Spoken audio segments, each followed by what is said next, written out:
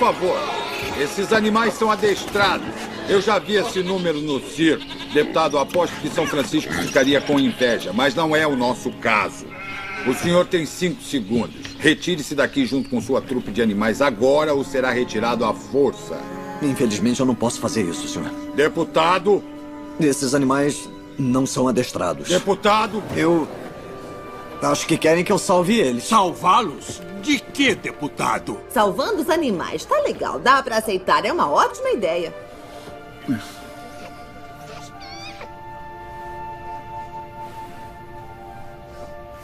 O dilúvio.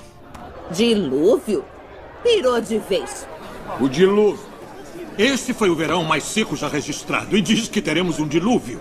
Quando será isso? 22 de setembro, ao meio-dia. Assim foi anunciado.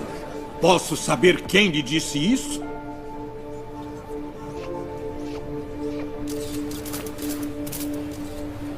Não fala na frente dessa gente. Não fala. Não fala.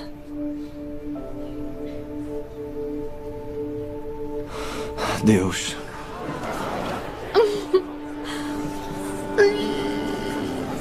Deus. Falou com Deus.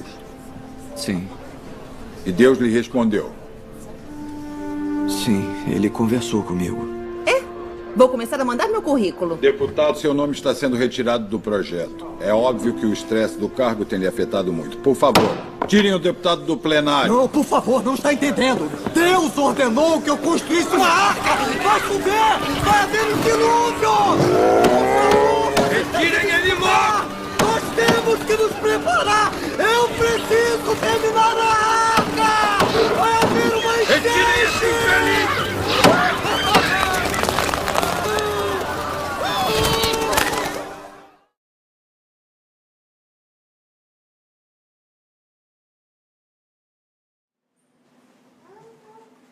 Boa noite, queridos. Boa noite. E boa noite, queridas. Eu queria pedir licença para vocês que estão aqui dentro, para a gente fazer algo. Boa noite, o pessoal que está lá fora. Alô? Tem gente aí fora? Boa noite. Eu queria convidar vocês para virem para cá agora, porque me falaram que tem umas 10 pessoas aí fora hoje, vai estar um pouquinho frio. E eu queria convidar vocês para vir para cá. Vem para cá, por favor. Vocês ficarem próximos. Nós estamos quebrando um paradigma. Primeira vez que eu faço algo parecido aqui. Obrigado. É para vocês ficarem mais perto de nós aqui. Enquanto o pessoal acaba de chegar, eu queria novamente, como a Elaine já tinha feito aqui no momento de liturgia, saudar as pessoas que nos assistem, que participam conosco do culto pela internet. Nosso desejo e a nossa oração é que Deus continue a falar ao seu coração. Você é muito bem-vindo conosco neste momento de culto, mesmo aí do outro lado da telinha. Eu queria aproveitar esse momento também para fazer o seguinte: pode ser que por causa do costume nosso com a nossa linguagem, né, de sermão e linguagem com as coisas da igreja, pode ser que a gente não se dê conta de algumas coisas que nós falamos e que nem todo mundo às vezes compreende. Tinha o vídeo que nós assistimos aqui que falava sobre EBD, não é? Afinal de contas, o que é EBD? Para vocês que conhecem, ok, joia. Agora, para quem não conhece, nunca ouviu falar e que talvez tenha ouvido ali a música EBD vem para EBD, o que é isso? Então, para você que não sabe, esteja você aqui no culto presencial ou pela internet, EBD é Escola Bíblica Dominical. Pastor da igreja tem Escola Bíblica Dominical? Temos sim, é um tempo precioso para aprendermos, para estudarmos a Palavra de Deus. É uma das formas que a Igreja Presbiteriana Casa de Pedra utiliza para estudarmos a Bíblia. Também fazemos isso nos grupos de crescimento durante a semana nos lares. Você que não é aluno da escola dominical, você está convidado a se tornar aluno. Você que é membro da Igreja Presbiteriana Casa de Pedra e não vem na escola dominical, você é convidado? Intimado é a boa palavra, né? Intimado a participar, a estar aqui na escola dominical, é a sua escola. Então eu vou fazer aqui coro à música e vou fazer o apelo, vem para EBD. Amém? Eu quero continuar a série de mensagens que fala sobre Noé, na verdade, uma série de mensagens que vai, durante este segundo semestre, abordar aqui alguns personagens bíblicos, e aqui nós temos Noé neste mês. Eu queria voltar, antes de ler o texto propriamente dito dessa mensagem, eu queria convidar você a abrir de novo a sua Bíblia no Salmo de número 12. Nós lemos na liturgia e eu queria convidar você a gente voltar lá naquele Salmo.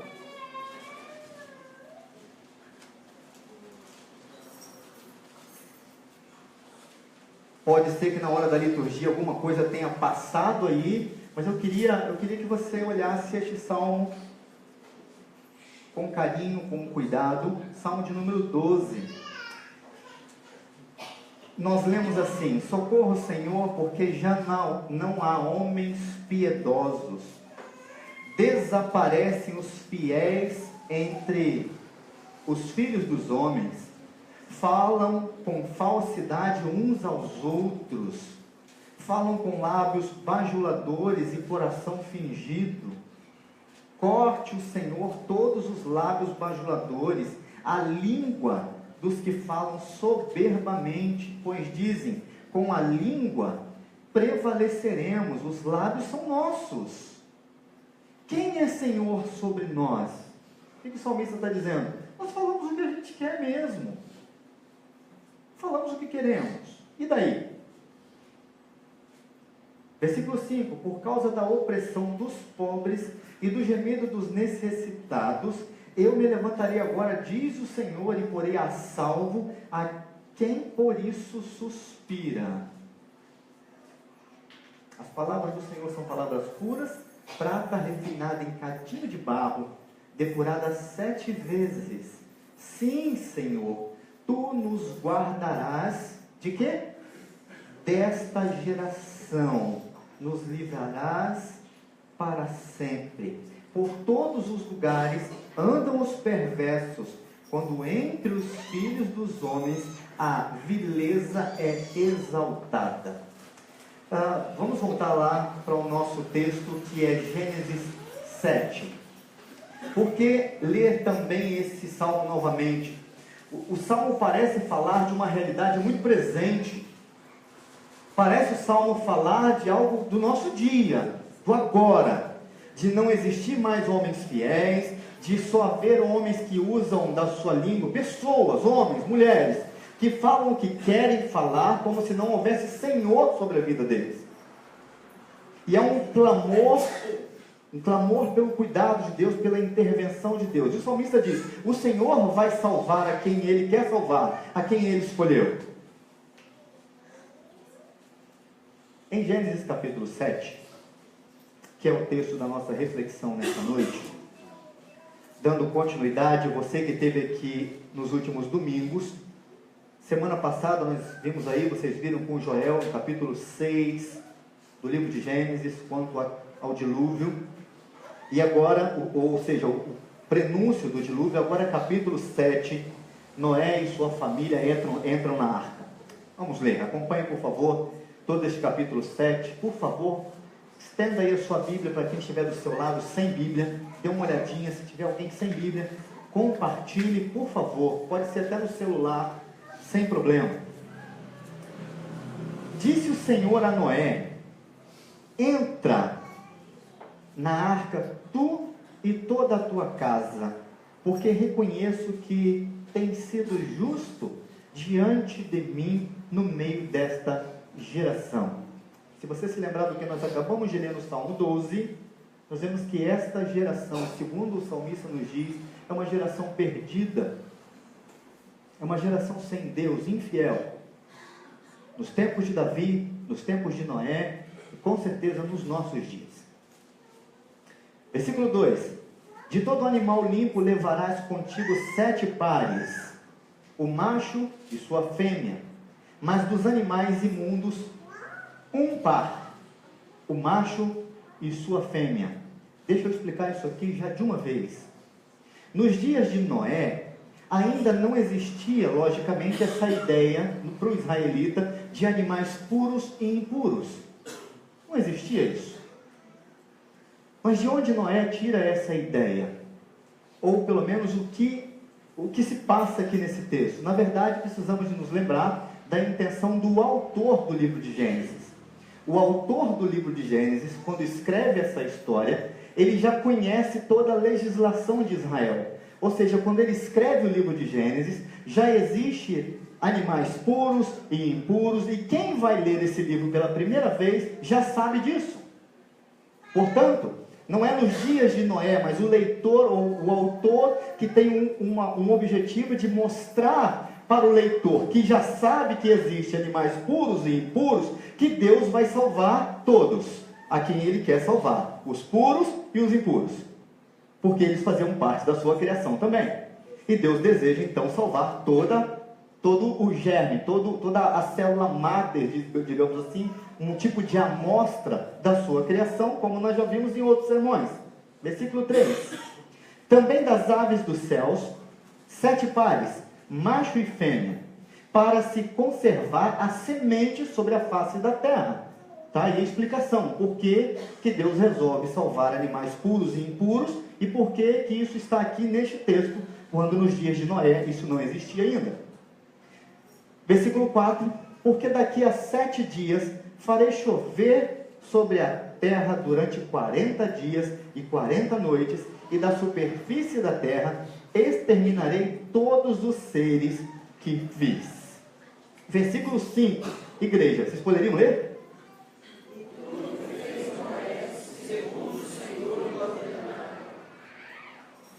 Vamos fazer aqui um alertazinho só? Em quantos dias Deus fez o céu e a terra? Ou tudo?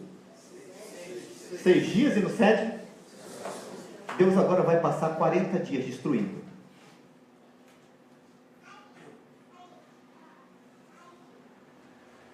Percebam o tamanho da ira de Deus com que o homem tinha feito da sua criação. Deus faz a sua criação, organiza tudo aquilo que Ele cria em 6 dias. E agora Ele resolve acabar, ou trazer juízo sobre esta criação durante 40 dias. Versículo 6. Tinha Noé, tinha Noé 600 anos de idade quando as águas do dilúvio inundaram a terra. Por causa das águas do dilúvio, entrou Noé na arca. Ele com seus filhos, sua mulher e as mulheres de seus filhos, dos animais limpos e dos animais imundos, e das aves e de todo réptil sobre a terra. Entraram para Noé na arca. Marca esse para aí na sua Bíblia, por favor. Isso tem uma importância ou um significado muito especial. Entraram para Noé na arca de 2 em 2, macho e fêmea, como Deus lhe ordenara. E aconteceu que depois de 7 dias vieram sobre a terra as águas do dilúvio. No ano 600, a vida de Noé, aos 17 dias do 2º mês, nesse dia romperam-se todas as fontes do grande abismo, e as comportas do céu se abriram, e houve copiosa chuva sobre a terra durante 40 dias e 40 noites. Nesse mesmo dia entraram Noé, seus filhos, Sem, Cã e Jafé, sua mulher e as mulheres de seus filhos, eles e todos os animais segundo as suas espécies, todo gado segundo as suas espécies, todos os répteis que rastejam sobre a terra segundo as suas espécies, todas as aves segundo as suas espécies, todos os pássaros e tudo o que tem asa, de toda a carne em que havia fôlego de vida, entraram de 2 em 2 e de novo para Noé na arca. Versículo 16, a igreja, por favor.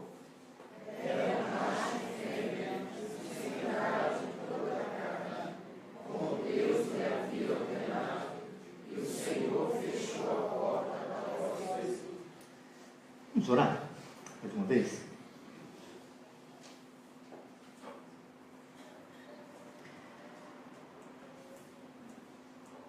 Senhor, nós cantamos esta noite a respeito da Tua Palavra, que ela pode trazer e fazer em nossas vidas, pela única e exclusiva ação do Teu Santo Espírito. Nós temos expectativas as mais variadas possíveis aqui nessa noite. Viemos para cá, uns com os corações cheios de alegria e júbilo, outros com tristezas, preocupações, angústias, alguns celebrando vitórias e outros contando os prejuízos da derrota. Mas o Senhor conhece tudo, pode tudo, segundo a Tua vontade e o Teu querer. E nós queremos pedir um pouco mais da Tua graça, do derramar dessa graça das nossas vidas, nesse tempo também de reflexão, essa Tua Palavra. Traga aquilo que o Senhor quer trazer, apesar da minha vida, à frente deste Teu povo. E faça aquilo que só o Senhor pode e sabe fazer.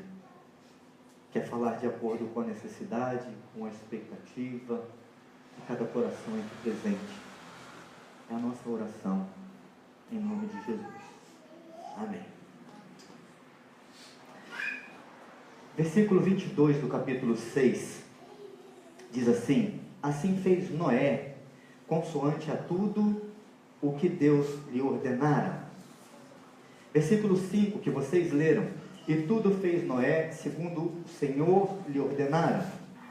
Finalzinho do versículo 9: como Deus lhe ordenara. Finalzinho do versículo 16: como Deus havia ordenado.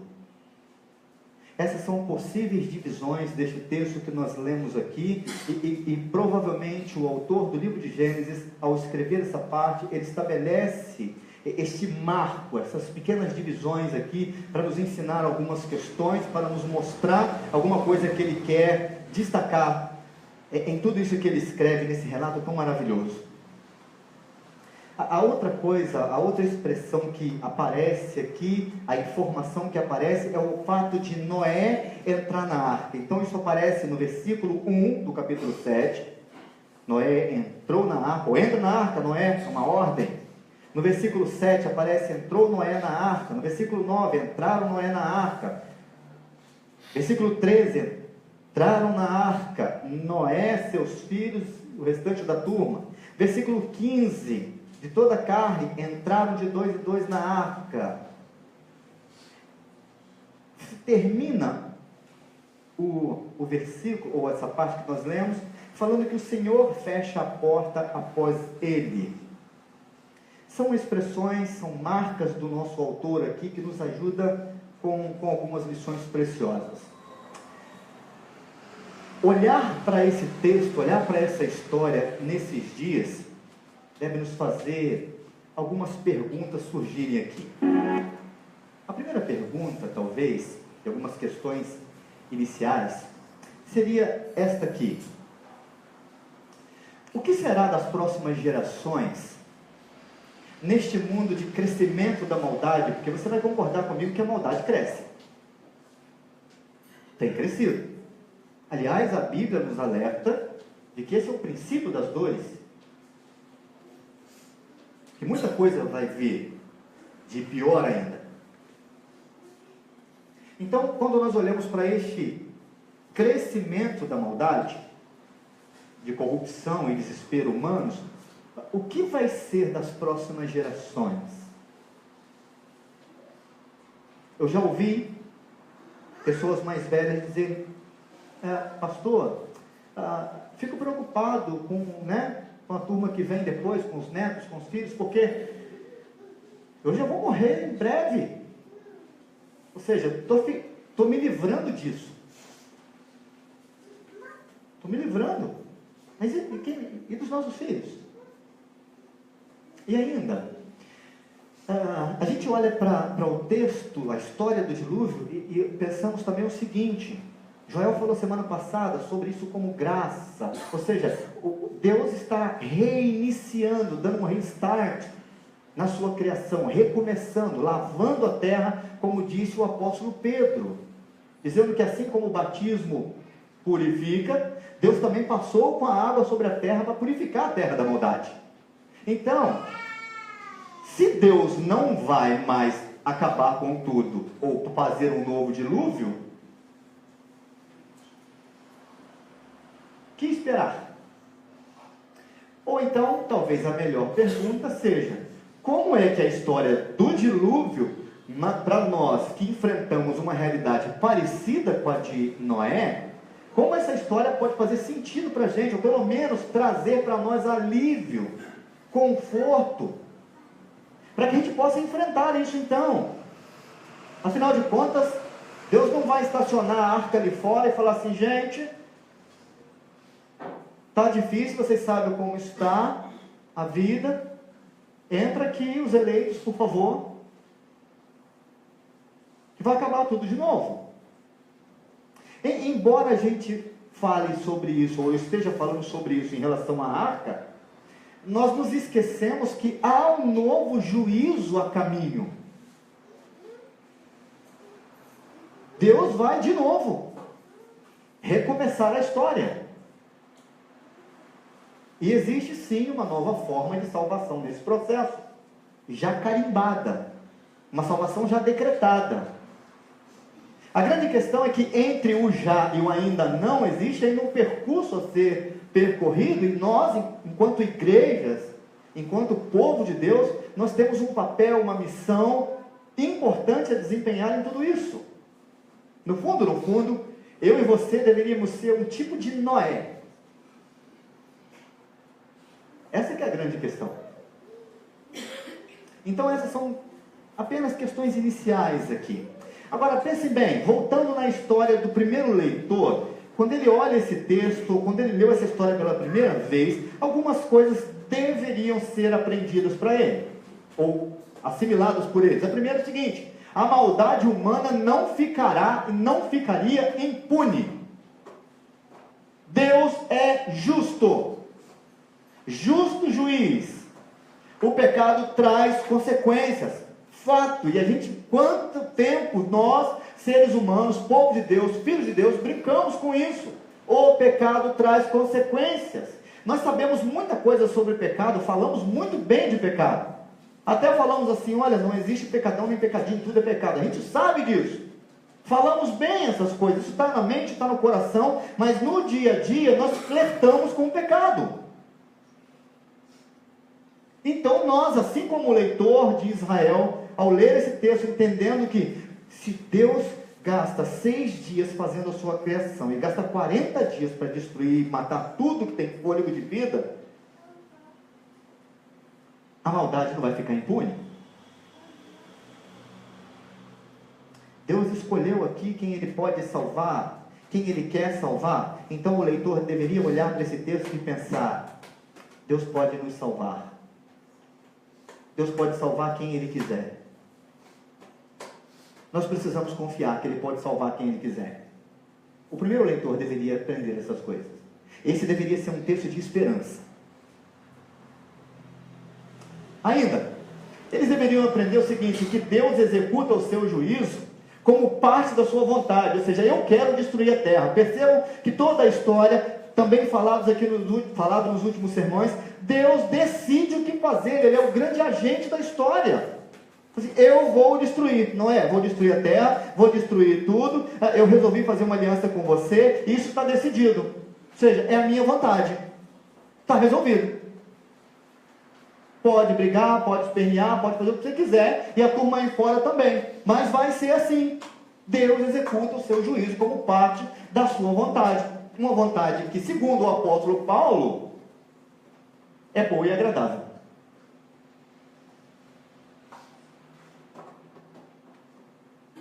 E ao executar a sua vontade, independente do que nós pensamos ou não pensamos, Ele continua sendo Deus.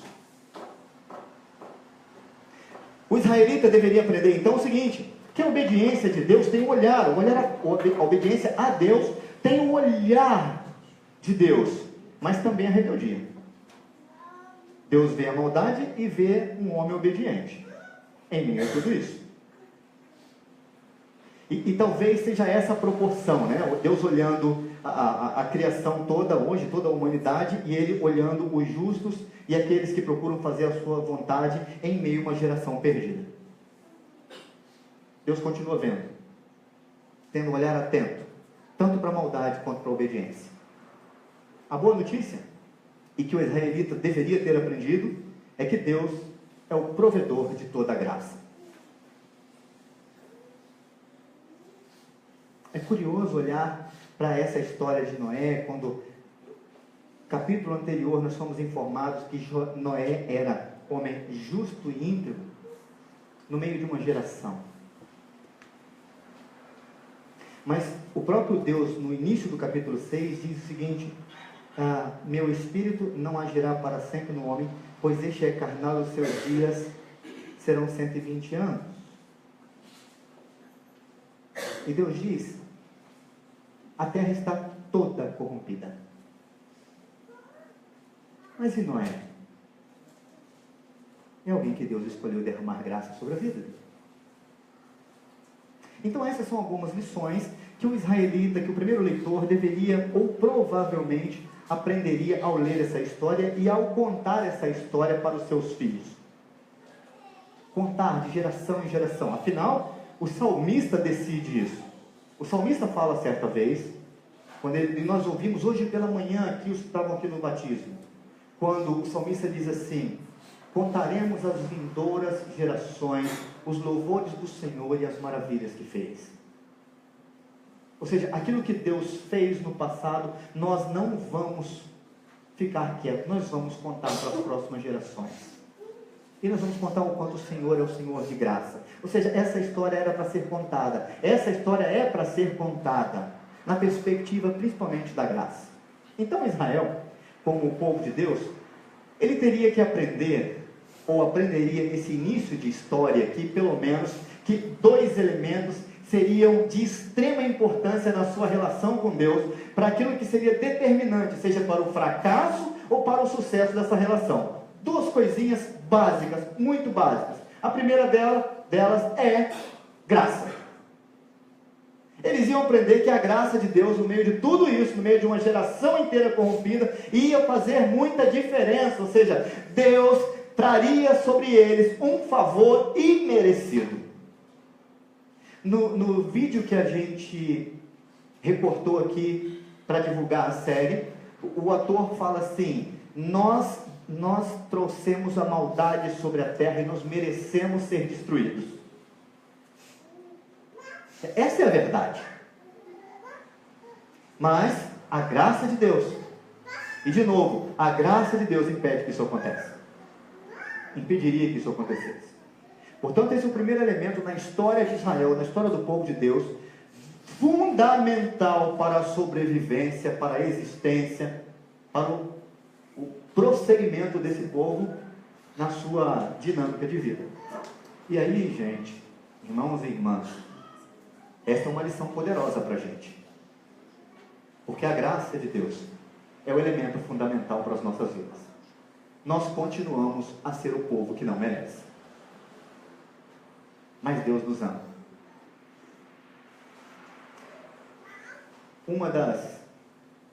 Dos conceitos a respeito da graça, nesse tempo de estudo, a respeito dessa série que nós descobrimos, foi o seguinte: a graça é também o amor de Deus em forma de redenção. A graça é o amor de Deus em forma de redenção. A segunda questão, ou o segundo elemento fundamental nessa relação, seria a obediência a Deus. É por isso que fiz essas marcas aqui com vocês, no texto que nós lemos, as 3 vezes aqui neste capítulo 7, que o autor nos diz que Noé fez segundo aquilo que Deus determinou. Noé fez. O mais interessante disso, eu vou falar de uma vez, porque depois eu vou falar de novo, mas era bom que nós gravássemos isso. Não só Noé obedece, mas os animais também. Vou dizer mais. Mas o que é obedecer? Deixa eu trazer de novo à memória o que nós conversamos aqui numa série de mensagens. Conceitos, e apenas conceitos sobre obediência. Obedecer é, vocês vão se lembrar disso, cumprir uma ordem que às vezes não faz sentido ou não se compreende. Ou seja, eu não entendi o que é, nem faz sentido, mas eu vou obedecer. Vamos falar a verdade. A ordem de construir uma arca nos dias de Noé não fazia sentido algum. Chuva? Fico imaginando então, outro texto bíblico nos fala de Noé como um pregador. E nos fala de Noé como um pregador. Imagina Noé pregando sobre o dilúvio. E o pessoal falando, é louco.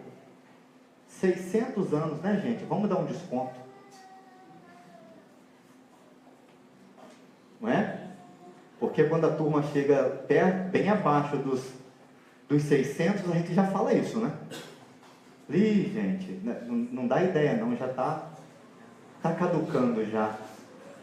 Então, com 600, embora as pessoas viviam em média 900 naqueles anos, naqueles dias, mas assim, não era essa a ordem. Não faz sentido.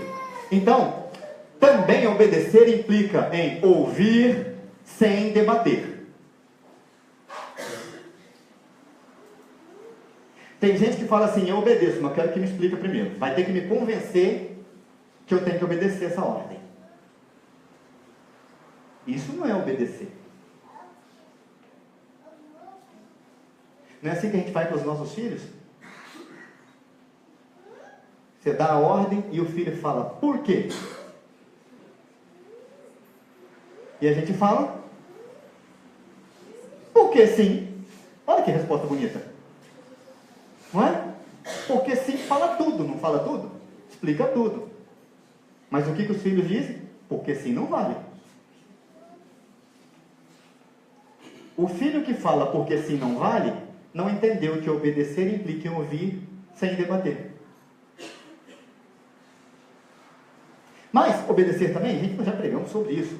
Então obedecer também significa submeter-se em primeiro lugar a quem ordena, independentemente da ordem. Quem é que está dando a ordem? É o pai. É a mãe. Por isso, obediência implica também em confiança. Pode confiar que a ordem que eu estou te dando é para o seu bem. Não é o que a gente fala? Papai sabe que é para o teu bem. Mamãe está fazendo isso para o teu bem. E o filho olha e fala assim, mas não pode ser para o meu bem um negócio desse. Não acredito que seja para o meu bem. Mas vamos lá.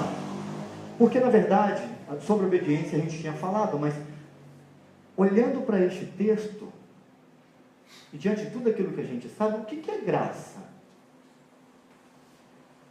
E olhando para este texto, graça é um ato exclusivo da vontade de Deus. Deus resolveu agraciar quem Ele quis. O mais interessante é Ele resolver agraciar quem não merece. Mas é um ato exclusivo da graça de Deus, porque assim, é assim. Entra Noé, você e toda a tua casa, e olha só que coisa interessante, aparece essa história do favor imerecido, porque nós estamos diante de uma geração que se corrompeu. A terra inteira está corrompida. Então ninguém merece. Vamos falar a verdade? Nem o Noé. Se a graça é o amor de Deus em forma de redenção, Deus manda Noé entrar na arca. Existem duas ordens nesse texto. A primeira ordem é justamente essa. Noé, entra na arca. Faça isso. Então ele tem que entrar na arca, porque tudo quanto Deus mandou, Noé faz. No entanto, a marca dessa graça vai além.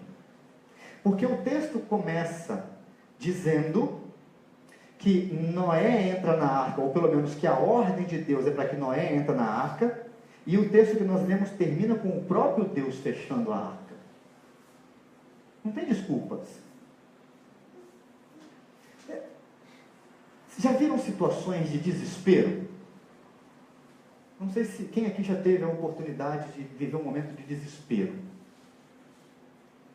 Talvez pensando em água, piscina, praia, seria um bom momento. Quando você está aprendendo a nadar, você cai naquele buraco lá que você não consegue, e que você experimenta aquela sensação maravilhosa de beber água pela boca, pelo nariz, e quem está olhando do lado de fora da piscina só vê olho.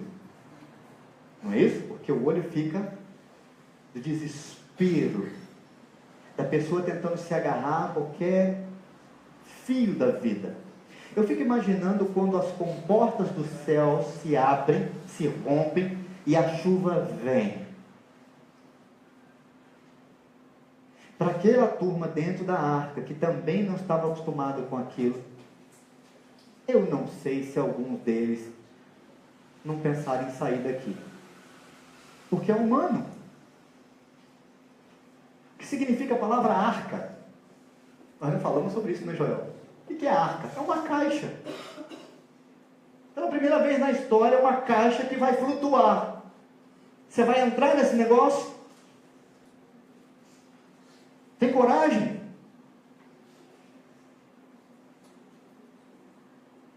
Fala sério, se alguém te chamar para pescar por aí, e você chegar lá, aquele negócio, aquele barquinho estranho, quando você entra ele dá aquela balançada, se o cara que estiver remando o barco for o Jailson,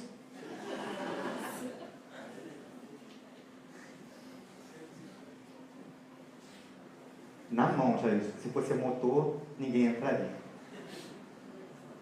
Mas pensa bem, na hora do desespero, a chuva vem, a chuva cai, a porta está fechada. Já ouviram falar em claustrofobia?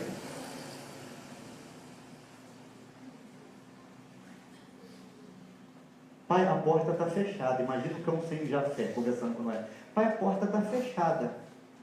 Então, filho, o Senhor fechou a arca, né? Fechou a porta. Mas e se a gente precisar de sair daqui? Perceba o seguinte: é um ato exclusivo de Deus. Eu não sei se a família pensava que fosse ser desse jeito. Entra na arca que eu vou salvar vocês. Até aí tudo bem. Então vamos entrar na arca. Deus vai salvar, vai mandar chuva e a gente entra na arca. Quando a chuva cai, realmente, caiu chuva mesmo, como Deus falou. Vamos dar uma conferida na porta, mas a porta está trancada. E agora? Mas era todo mundo crente, não é? Todo mundo tinha fé em Deus, a família toda de Noé. Eu acredito, ou podemos imaginar, que eles ficaram muito tranquilos, não é verdade? É verdade? Não, não é verdade. Deus não desconsidera a humanidade como humanidade. Jesus teve medo no momento da morte da cruz. Jesus chorou, Jesus temeu, houve pavor em Jesus. Noé e sua família não eram melhores do que Jesus. Jesus chorou transpirou gotas de sangue, de pavor. A Bíblia não mascara, não trata seres humanos como super-humanos. Deus reconhece a nossa limitação e sabe disso. Aquela arca era um instrumento da graça, do resgate de Deus na vida daquelas pessoas. Mas em meio à graça de Deus, ao pecado humano, em meio à graça de Deus, à miséria humana, em meio à graça de Deus, à falta de fé de homens e mulheres,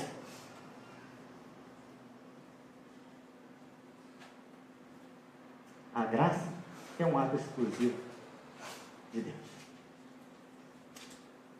O que a graça pode fazer, segundo o texto? Garantir a vida em meio a uma condenação iminente. O que Deus disse? Versículo 21 do capítulo 7. Olha a conclusão do que Deus faz.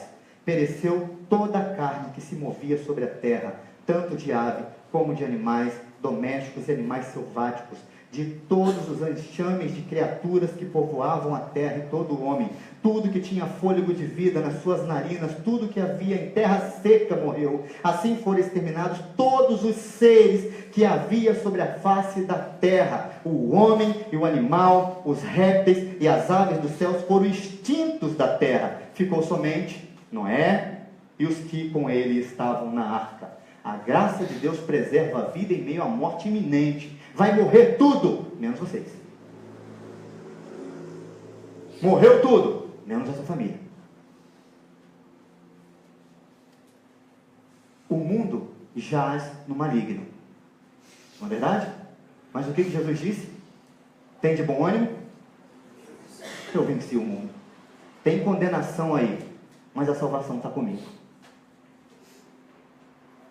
A morte é iminente, porque as águas prevaleceram sobre toda a terra, instrumento de juízo de Deus.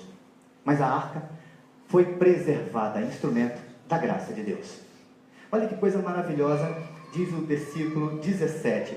Durante o dilúvio, 40 dias sobre a terra, cresceram as águas. Percebam que o que crescia antes era a maldade humana e o número de pessoas que habitavam sobre a terra, capítulo 6, crescia, se multiplicava. Agora crescem as águas, o instrumento de juízo de Deus. Elas levantaram a arca de sobre a terra, predominaram as águas e cresceram sobremodo na terra. Olha o detalhezinho. A arca, porém, vogava sobre as águas. O que é vogava? Alguém tem alguma tradução diferente na Bíblia aqui? Alguém tem? O vogava significa o seguinte: ela seguia o seu caminho tranquilamente. Ou seja, ela cumpria o papel para o qual foi construída. Enquanto toda a criação perece em meio ao dilúvio, morre, e Noé se salva, a arca cumpre o seu papel. De quê? De preservar a vida. Porque a graça faz isso. E agora então, por favor, você que é chefe de família, no que diz respeito ao nosso papel, nós precisamos trabalhar para colocarmos toda a família na arca. Naquilo que é o instrumento de salvação. Naquilo que é o agente de salvação que Deus usa. Percebam o seguinte, irmãos e irmãs. A ordem de Deus para Noé é: entra você e toda a sua família na arca. Ok, mas os animais, Noé não precisava de fazê-los entrar. Esse é um detalhe que me chamou muita atenção, por isso eu falei com vocês, marque o para. Versículo 9 e o versículo 15. Entraram para Noé na arca os animais. O trabalho de Noé não era colocar os animais na arca, era colocar a família. Os animais iriam sozinhos.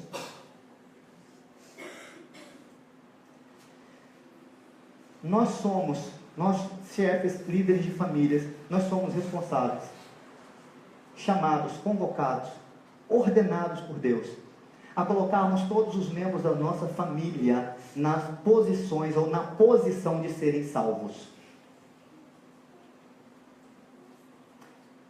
Poderíamos exemplificar isso. A Bíblia diz que nós precisamos ensinar os nossos filhos os caminhos de Deus.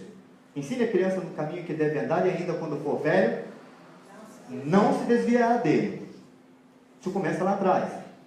Ainda lá em Deuteronômio diz que essas palavras: você amarás o Senhor teu Deus de todo o teu coração, de toda a tua alma, de todo o teu entendimento. Essas palavras que hoje te ordeno, tu as inculcarás nos teus filhos e as ensinarás e falarás sobre elas todos os dias, em todos os lugares onde estiverem, ao deitar-se, ao se levantarem, andando pelo caminho, você vai ensinar essas palavras aos seus filhos.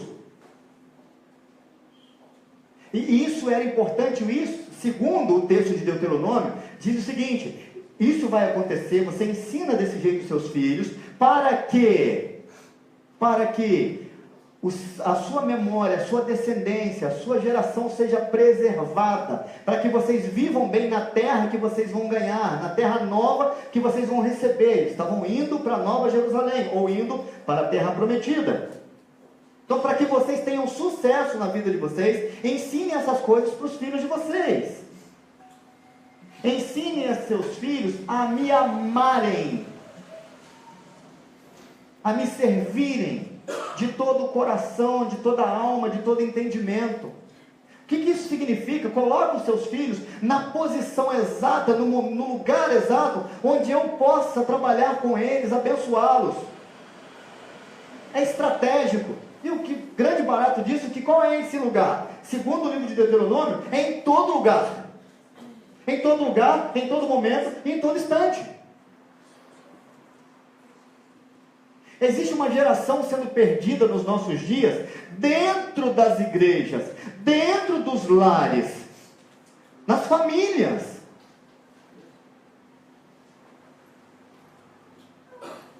Por quê? Pode ser que boa parte dessas famílias não entenderam este propósito, essa missão exclusiva, de que somos responsáveis de colocar essa turma aqui em contato com tudo isso, com o Evangelho de Jesus Cristo e com o próprio Jesus Cristo. Mas o cristão é conhecido por suas ações, além de suas palavras. Vocês já me ouviram contando a história aqui de um garotinho que estava brincando num cantinho da sala, e o pai, que era um professor da escola dominical, conversando com a sua mãe, com sua esposa, falando sobre a vida do cristão, como tem que ser o cristão, e o pai então falando: olha, nós teremos eleições então para líderes da igreja, e nós precisamos escolher então cristãos de verdade, gente comprometida com Jesus, com a sua palavra, que sigam o exemplo de Cristo, que viva bem, que dê bom testemunho. Esses são os verdadeiros cristãos. E o filho vira para o pai e fala assim: nossa pai, eu nunca vi um cristão.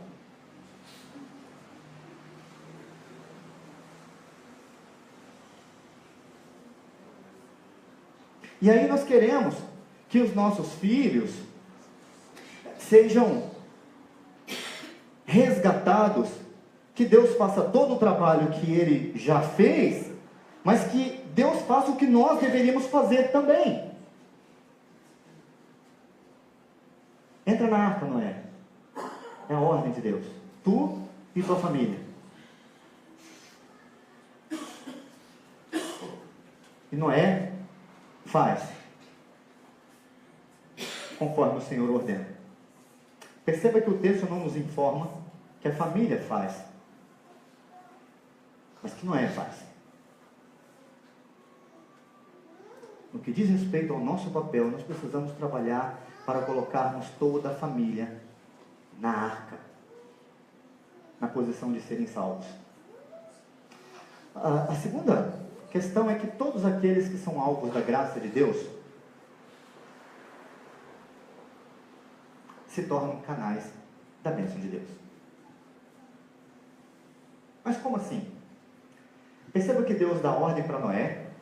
Deus vê Noé como um homem justo e íntegro, mas no pacote vão a família, vai Noé, a esposa, os filhos com as esposas. Deus trabalha especificamente com Noé nesta missão, mas por causa de Noé tem gente que é abençoada nesse processo. Tem gente que participa por estar próximo de alguém que é atingido, impactado pela graça de Deus. Então, não foi à toa que eu escrevo aqui que todos aqueles que são alvos da graça de Deus, ao obedecerem, se tornam canais da bênção de Deus. Eu não estou colocando aqui uma condição, não é isso. Se acontece isso, não é nessa situação, de maneira alguma. é que o texto nos diz e nos mostra que nessa história e neste caso, Noé é aquele que é o escolhido de Deus. E por causa de Noé, Deus abençoou o resto. Então, há um texto bíblico muito interessante que diz: porque pela graça sois salvos mediante a fé, e isso não vem de vós, é dom de Deus, não de obras, para que ninguém se glorie. Isso se chama graça, não é de obras. Agora, a equação deste texto aqui nos mostra o seguinte: que graça mais obediência é igual a bênção. Esta é a equação desse texto. Agora, se é assim, Noé é um instrumento da graça de Deus. E a pergunta é: como ou por quê? De que maneira então Noé se torna, ou pode ser visto como instrumento da graça de Deus? Primeiro, obedecendo. É o que o texto nos diz, as divisões do texto. Noé fez tudo. Se obediência e graça fariam diferença na vida do israelita, fazem diferença na nossa vida, começa pela obediência. Então Deus diz para ele: olha, entra na arca tu e toda a tua família, porque reconheço que tu tens sido justo diante de mim no meio destas gerações. Agora perceba o seguinte: instrumentos da graça de Deus deixam um rastro de obediência.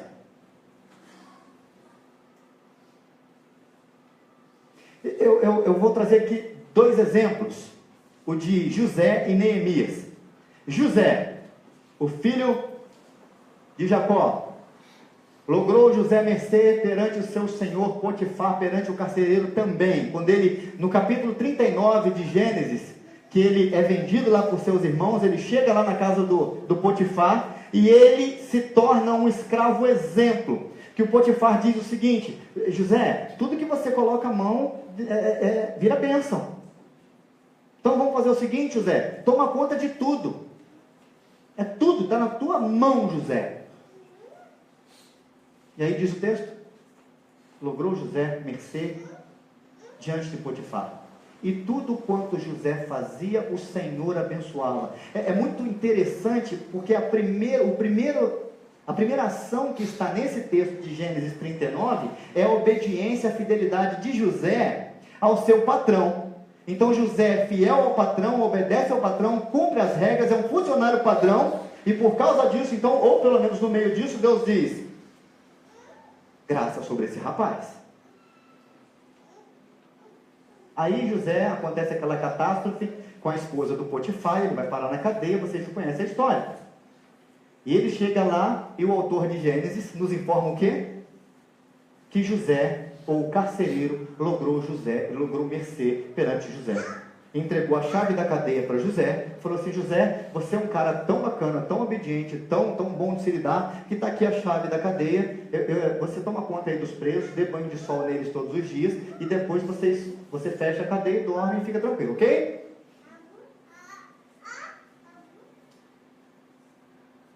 Pessoas, servos de Deus, na história bíblica, que foram alvos da graça de Deus, deixaram um rastro de obediência.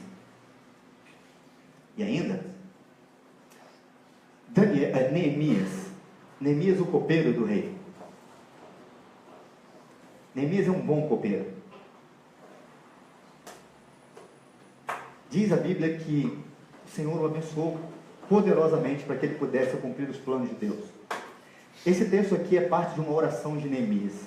Ele diz: Senhor, estejam atentos, pois os teus ouvidos à oração do teu servo e a dos teus servos que se agrada de temer o teu nome. Concede que seja bem sucedido hoje o teu servo e dá-lhe mercê perante este homem. Percebam, Neemias tem o Senhor como o Senhor e ele como o servo. Esteja atento à oração do teu servo e a dos teus servos que agradem temer o teu nome. Concede hoje que seja bem sucedido eu e me dê mercê. E Neemias ganha as chaves dos celeiros do rei, das matas do rei, para poder reconstruir a cidade do seu povo. Noé é um instrumento da graça de Deus Em segundo lugar, porque ele é alvo da graça de Deus. Não temos outra explicação. E por vários momentos Deus diz que eu vou estabelecer comigo a minha aliança. Olha, depois, capítulo 8, lembrou-se Deus de Noé, de todos os animais selváticos e tudo aquilo que estava com ele na arca. Mais um pouquinho à frente, no capítulo 9, nós vamos ver Deus falando o seguinte, ou vamos ler Deus falando com Noé: eis que estabeleço convosco e com a sua descendência a minha aliança. Ou seja, Noé e toda a sua descendência são alvos da graça de Deus, são atingidos pela graça de Deus. E a conclusão que chegamos, e a lógica de tudo isso, é que nós só podemos dar daquilo que temos. Nós só podemos dar daquilo que temos. Lógico, eu não tenho, não posso dar. Agora, se Deus nos tornou despenseiros da sua graça, se Deus trouxe a graça sobre as nossas vidas, se estamos aqui hoje, nesse dia, nessa noite, porque Deus nos alcançou com a sua graça, nós temos graça para distribuir. Nós temos. Porque só podemos dar daquilo que temos. E Deus derramou graça sobre nós. E falar de graça, de derramar graça, de dispensar da graça que está conosco, é tratar com graça aqueles que, segundo aos nossos olhos, não merecem.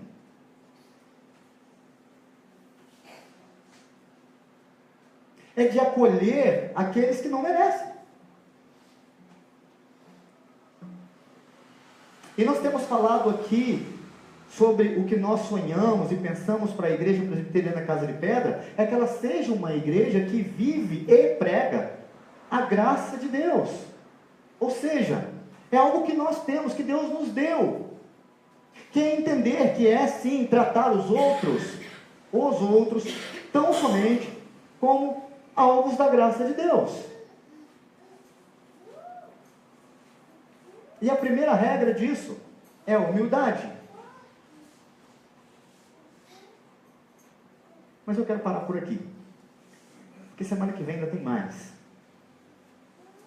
Porque ao voltar nessa história, e no finalzinho do texto, quando predomina-se as águas, e a graça continua intacta, preservando somente Noé e os que com ele estavam, como diz o versículo 23, nós precisamos nos lembrar de um outro texto bíblico, que diz o seguinte: mas onde abundou o pecado, superabundou a graça, a fim de que, como o pecado reinou pela morte, assim também reinasse a graça pela justiça para a vida eterna, mediante Jesus Cristo nosso Senhor.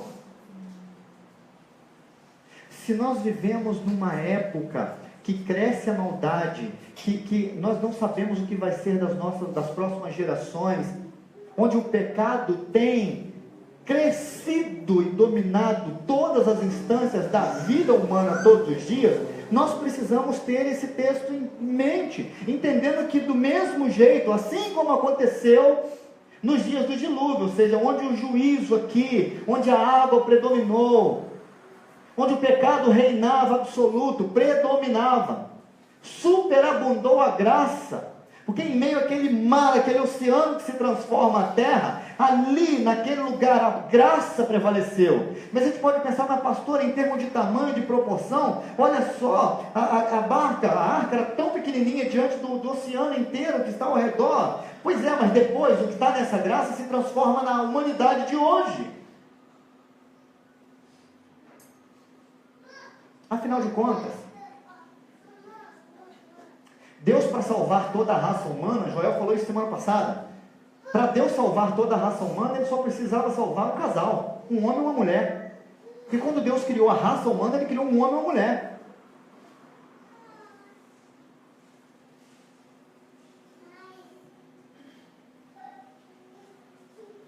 Então, a lição é: a graça está em meio à maldade, mas também acima da maldade, sobrepujando a maldade, estabelecendo um marco de vitória de Deus e de Jesus acima da maldade.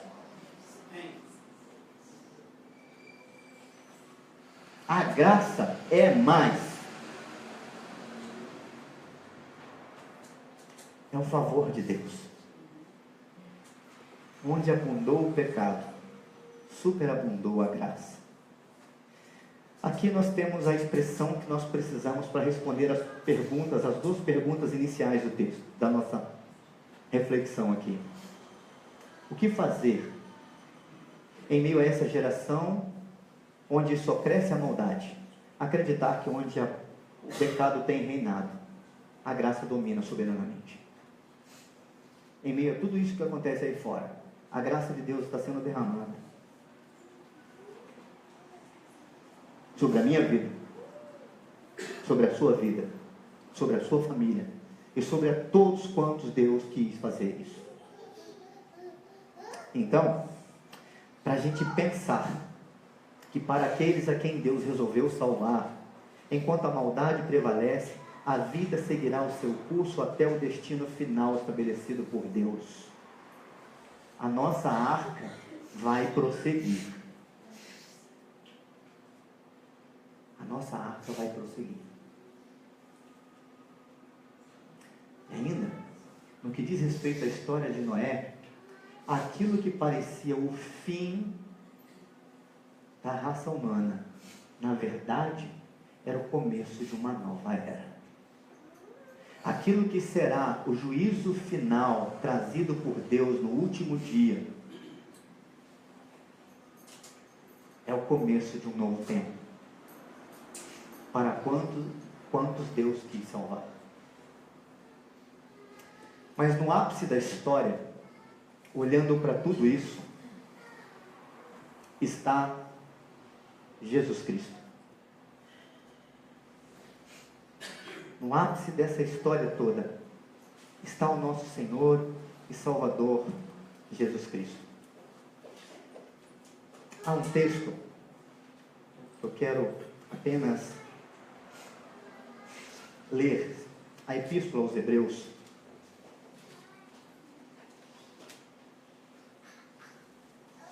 capítulo 12, diz assim: portanto também nós, visto que temos a rodear-nos tão grande nuvem de testemunhas, desembaraçando-nos de todo o peso e do pecado que tenazmente nos assedia, corramos com perseverança a carreira que nos está proposta, olhando firmemente para o autor e consumador da fé, Jesus, o qual, em troca da alegria que estava proposta, suportou a cruz, não fazendo caso da ignomínia, e está sentado à destra do trono de Deus. Considerai, pois, atentamente aquele que suportou tamanha oposição dos pecadores contra si mesmo, para que não vos fatigueis desmaiando em vossa alma. O texto de Hebreus nos diz que nós temos e temos no tempo e no espaço uma grande nuvem de testemunhas olhando a nossa jornada, olhando a nossa carreira, olhando o que estamos vivendo. É como se estivéssemos aqui, nós, correndo as Olimpíadas ou uma maratona longa. E nessa maratona, nós já estejamos cansados, sobrecarregados da nossa vida e de tudo aquilo que nos pesa. E algumas testemunhas estão na arquibancada, talvez gente como Noé, como Abraão, como Davi e tantos outros na história e no tempo, olhando a nossa corrida. O grande detalhe é que a Epístola aos Hebreus nos diz que Jesus, ele está também em meio a tudo isso, mas não nas arquibancadas. É como se Jesus estivesse lá na linha de chegada, porque ele não faz parte do grupo de testemunhas. Ele está na linha de chegada, olhando para mim e para você na nossa corrida, na nossa maratona. Enquanto a nuvem de testemunhas observa a nossa corrida, Jesus, ele Ele não se dá por satisfeito em apenas observar. E lá da linha de chegada ele olha para a gente e diz: continue. Não desista. Força. Resista. Reaja. Você vai conseguir. Eu estou aqui. Eu atravessei a linha de chegada. Eu posso e você pode. Se você olhar para mim, você pode. Não tire os olhos de mim. Se esforce. Permaneça. Porque o exemplo de Cristo em tudo isso, em nós, deve ser visto através da nossa obediência e humildade, mas principalmente para que o acesso de outras pessoas a toda a fonte da graça seja possível. Mais ou menos, o parafraseando com tudo isso, é como se eu e você fôssemos algum tipo de Noé, trabalhando com Deus, para que outras pessoas tivessem acesso à graça. Não como se fôssemos todos os detentores da graça e guardando isso com a gente e ficando isso conosco. Não dentro da nossa legalidade, não dentro da nossa religiosidade, da nossa experiência como igreja, do jeito que a gente acha que deve ser igreja e do jeito que a gente acha que as pessoas têm que falar o que a gente pensa. Mas do jeito de Jesus, como autor e consumador da fé, como grande agente de Deus na salvação dos perdidos. Ele sim é o Salvador da humanidade. Irmãos, a gente vai participar da ceia do Senhor nesse instante, relembrando o ato salvífico de Jesus Cristo. E a pergunta que eu gostaria de fazer para encerrarmos esse momento e passarmos a ceia é a seguinte: quem é que Deus está chamando você, ou quem é que Deus está colocando diante de você, para que você faça entrar na arca? Quem é que Deus está chamando você para ajudar ao próprio Deus na salvação? Não no ato salvífico, mas no processo. Quem é que Deus está te chamando e falando: você e fulano, entra na arca? Quem Deus colocou sobre os seus ombros? Deus quer salvar quem? Com a sua ajuda, com o seu trabalho. Eu quero convidar você a orar nesse instante, já nos preparando para este momento de ceia. Lembrando que Jesus Cristo, ao se entregar naquela cruz, foi para estabelecer a vida e conseguir para nós a vitória para a gente que estava condenado. O apóstolo Paulo diz que nós estávamos mortos em nossos delitos e pecados. Ou seja, a condenação era iminente. Mas Ele vos deu vida. Vamos orar?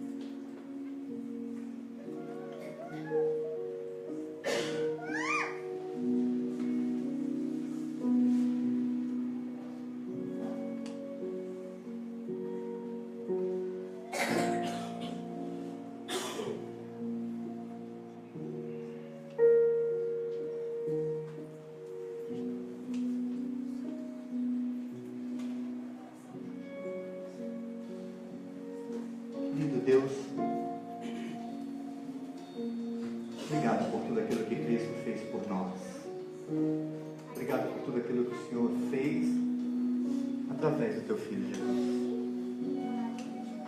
Nós não merecemos. Condenados pelo nosso pecado, e ao mesmo tempo perdoados de todos os nossos pecados, perdoados dos pecados que ainda vamos cometer. Que nome dar a isso, Pai? O que fazer diante de tão grande amor? Dentro da nossa arrogância, dentro da nossa fragilidade, e mesmo dos erros conscientes e inconscientes, sabemos que vamos errar, mas o Senhor já nos perdoou. Obrigado, Deus. Nos ajude a viver a nossa parcela na Tua obra. Nos ajude, Deus. Tenha misericórdia de nós, das nossas vidas. Fortaleça os nossos passos. Obrigado pela salvação que já é fato, verdade em nós. Obrigado pela salvação conquistada na cruz do Calvário, que ninguém pode roubar de nós. Muito obrigado, Deus. Precisamos da Tua ajuda para vivermos uma história que mesmo na nossa imperfeição possa corresponder às nossas tentativas, termos uma resposta positiva ao sacrifício de Cristo. Queremos pedir que essa mesa diante de nós possa nos trazer à mente, nos fazer refletir acerca do compromisso que temos com o Senhor da igreja. Muito obrigado, Deus, por fazermos parte de tudo isso. Em nome do Senhor Jesus nós oramos. Amém e amém. Vou convidar os nossos irmãos presbíteros para este momento de distribuição dos alimentos. A mesa do Senhor, sacramento instituído pelo próprio Deus, pelo próprio Jesus, nos fala de aliança, de pacto, de graça.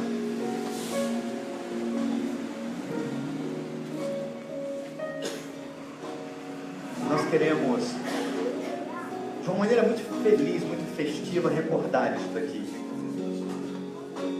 Eu queria convidar o Diácono Vicente, por favor, Vicente, nos auxilie.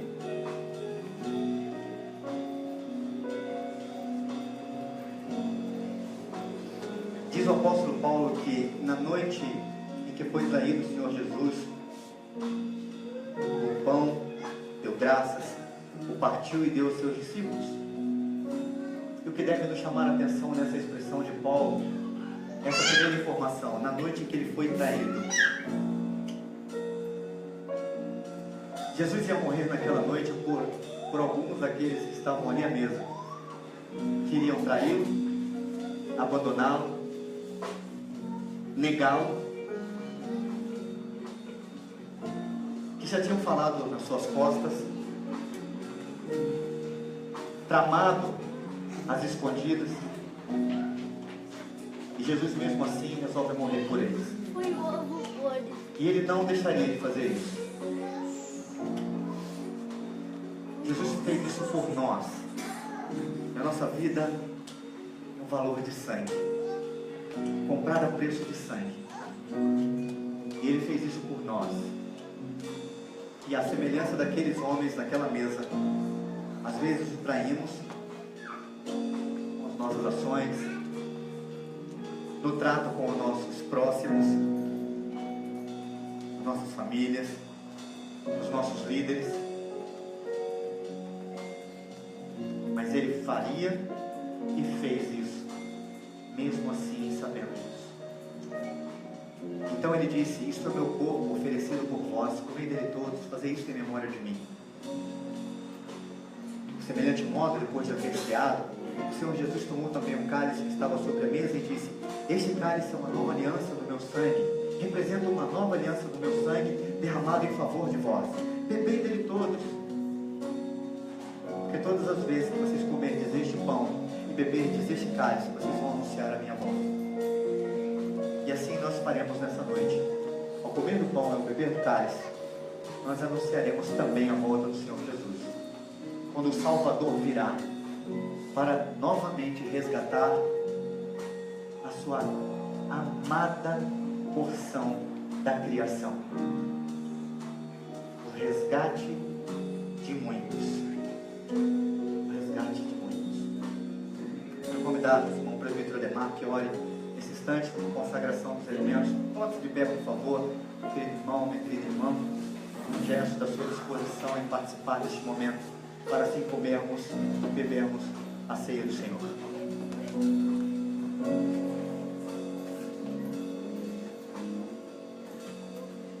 Nosso Deus, nosso Pai, nós bendizemos o Senhor por esse tempo em que estamos passando na sua casa, por esse culto onde estamos tendo a grande oportunidade de louvar e bendizer o Senhor.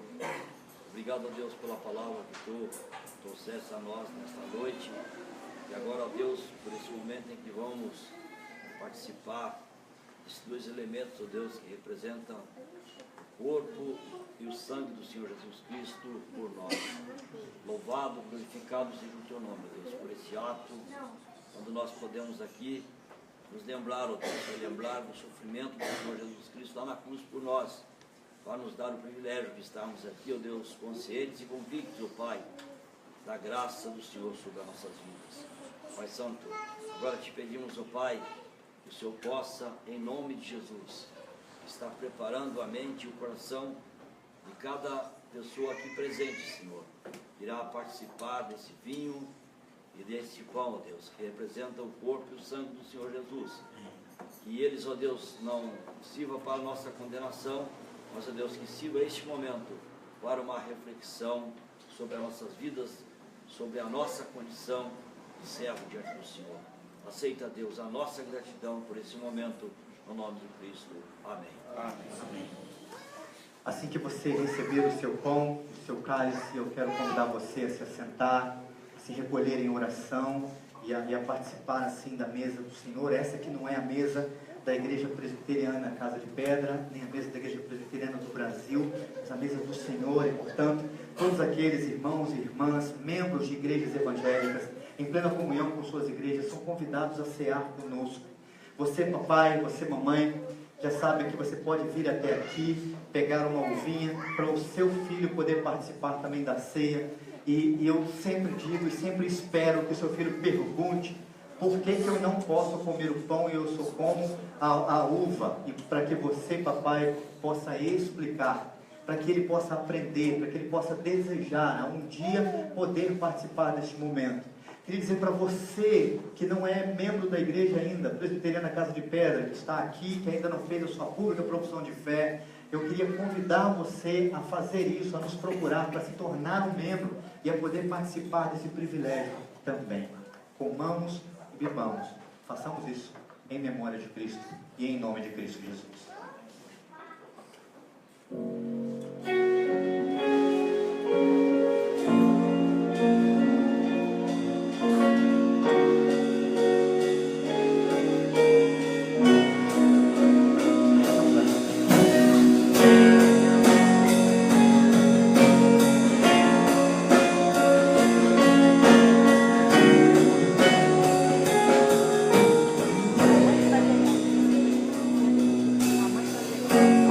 Eu te conheci, Jesus, meu caminho brilhou. Agora minha vida não é mais a mesma. Eu acredito na palavra, eu acredito no poder do teu sangue que me libertou.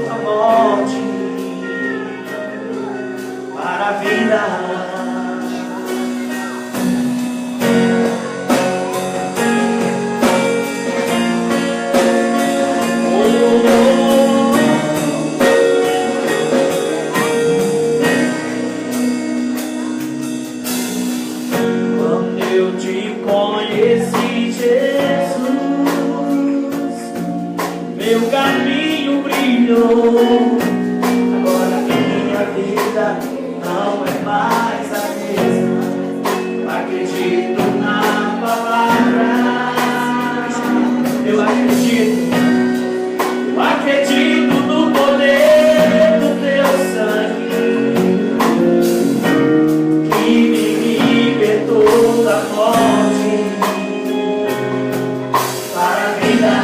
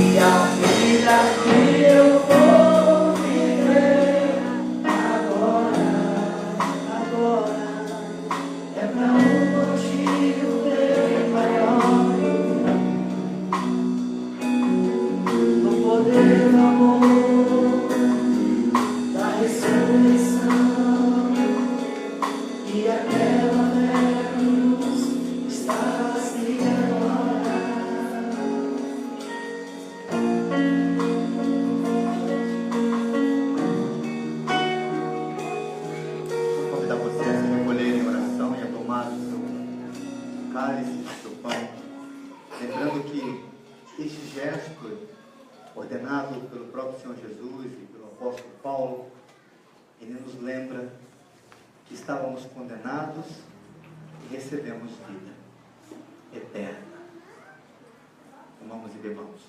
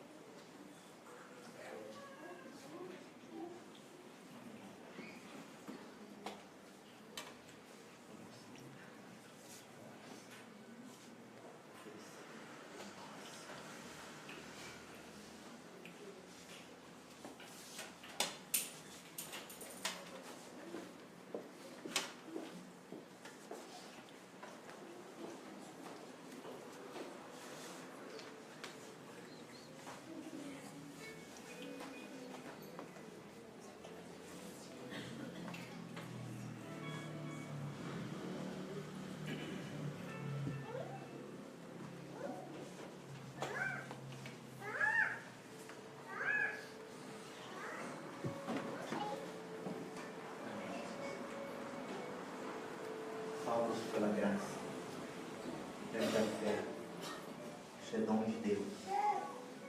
Salvos pela graça, mediante a fé, isso é dom de Deus. Salvos pela graça, mediante a fé, Isso é dom de Deus.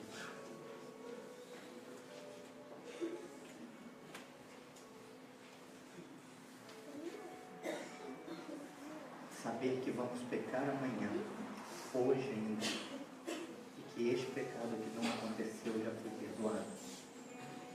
Mas o gesto de se arrepender é fundamental nesse processo inteiro. Deus não resiste a um coração quebrantado, a um espírito arrependido.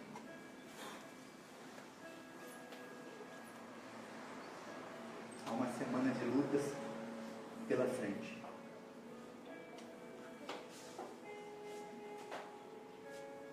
Mas é a promessa de um Deus que está conosco. Eu quero, antes da oração final, da bênção, convidar até aqui à frente um casal, Pedro e a Sônia. Por favor, Pedro e Sônia. Vem aqui.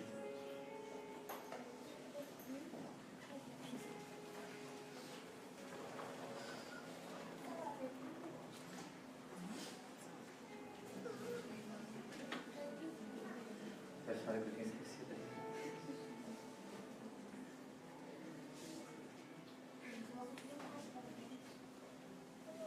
Bom, Deus faz as coisas do jeito dele.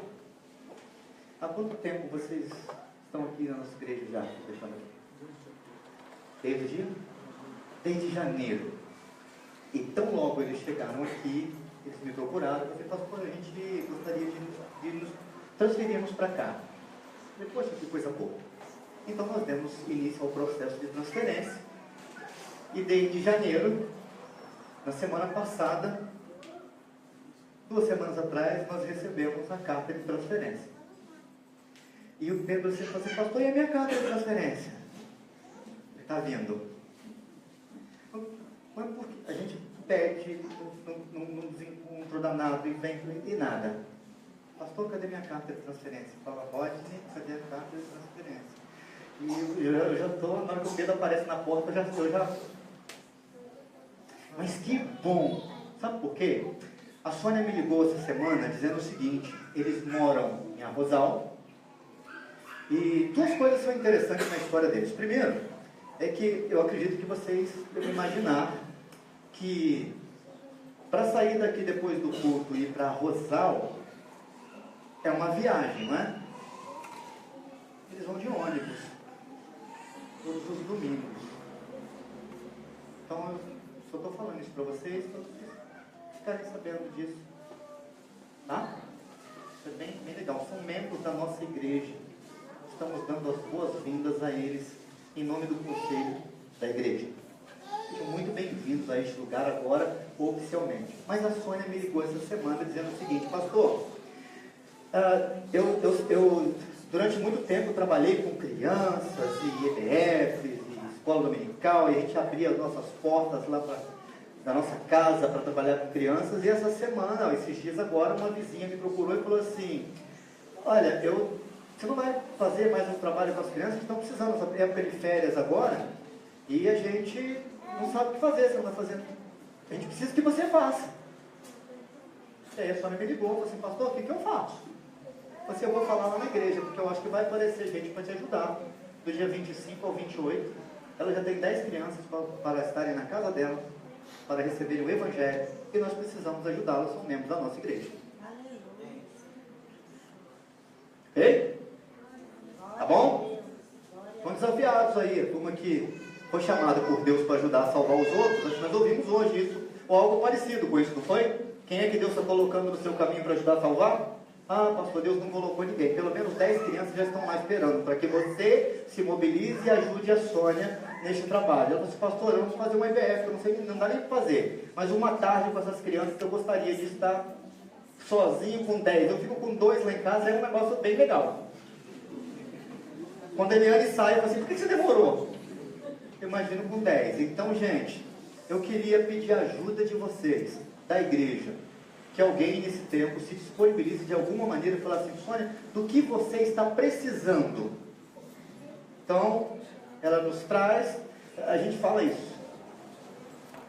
Deus chama a gente, a graça, né? Quem recebe a graça se torna canal da bênção. Nós recebemos a graça. Aí Deus manda a gente e fala assim, ó, tá aí para vocês cuidarem. Então tá diante da igreja, eu estou fazendo um apelo como seu pastor, como seu líder. Pode falar. Durante 6 anos, desde que eu saí daqui de Volta Redonda e fui morar em Arrozal, eu comecei um trabalho lá em casa com as crianças. Uma criança que eu via, eu levava lá para casa. Então eu cheguei até uma época da igreja onde a gente era membro, ganhar mesas, cadeiras, banquinhos para as crianças, quadro. E passaram muitas crianças lá em casa que hoje até já estão casados e já estão na igreja trabalhando com criança também. Aí eu fiquei um período assim de pausa, porque vai mudando as pessoas, né, do lugar e as crianças os pais vão se convertendo e as crianças vão embora.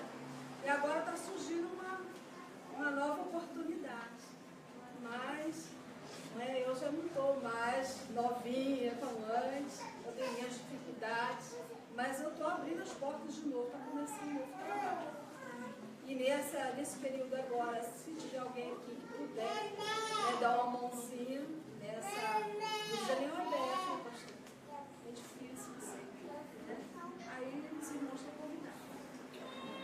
Bom, desafio feito, apelo feito. A Sônia e o Pedro estarão à porta para receber os cumprimentos da igreja, para que vocês, em nome do conselho, assim, que bom que agora, finalmente, são os membros da nossa igreja, a gente queria acolher e abraçar vocês, e se você é movido, ou foi movido, ou tocado aí de alguma maneira para contribuir com isso, já faça aí algum acordo com a Sônia, com o Pedro, já fale alguma coisa, nos procure. Pastor, eu quero ajudar. Atenção juventude, turma de férias aí, ó. É com vocês isso. Upgrade, jovens, adolescentes da nossa igreja. Gente, não precisa da gente mandar mais não. Então eu acredito nisso, eu acredito na disposição de vocês e no chamado e na vocação de cada um. Vamos orar? Vamos ficar de pé para a gente orar juntos a oração que o Senhor Jesus nos ensinou. Quando Ele disse, Pai nosso que estás nos céus, santificado seja o teu nome. Venha o teu reino. Seja feita a tua vontade, assim na terra como no céu. O pão nosso de cada dia nos dá hoje. Perdoa as nossas dívidas, assim como nós perdoamos os nossos devedores. Não nos deixes cair em tentação, mas livra-nos do mal. Pois teu é o reino, o poder e a glória para sempre. Amém. E agora, irmãos e irmãs, idem em paz. E que a graça do nosso Senhor e Salvador Jesus Cristo, que o amor de Deus, o Pai, a comunhão, a consolação e o poder do Espírito Santo de Deus esteja sobre a sua vida, sobre a sua casa, sobre o seu lar, hoje e para sempre. Amém e amém. Você tem uma semana abençoada em nome de Jesus. E cumprimente, por favor, a Sônia e o Pedro.